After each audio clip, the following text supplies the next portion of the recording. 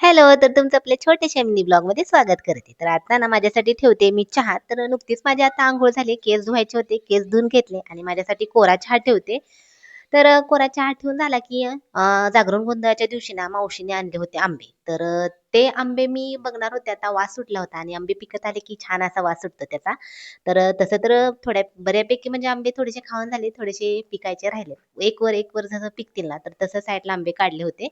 तर असं मम्मीने काय केलं होतं, बेडशीट होतं आणि बेडशीटमध्ये सगळे आंबे असं गुंडाळून ठेवले होते आणि आंबे छान असं बऱ्यापैकी पिकले होते आणि जे पिकत आलेत ना आंबे ते साईडला काढले आणि जे आंबे अजून थोडेसे कच्चे होते तर ते तसंच बेडशीटमध्ये गुंडाळून ठेवलं. आंब्यांची जात कुठली आहे आता हे काय माहिती नाही. आंबे ना जास्त मोठे पण नाहीत आणि जास्त असे छोटे पण नाहीत. मीडियम पेक्षा पण लहानच आहेत. पण छान लागते, चव वगैरे छान आहे. केशर आहेत आतमध्ये असं.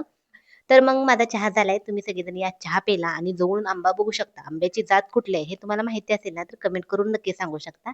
मग काय हळू-हळू वातावरणामध्ये चेंज झाला. गरम दुपारी भरपूर होत होतं आणि संध्याकाळच्या वेळेस थोडंसं असं क्लायमेट झालं होतं. वारा भरपूर असा सुटला होता आणि थोडासा विजांचा कडकडाट असा येत होता. असं वाटत होतं पाऊस येतोय की काय?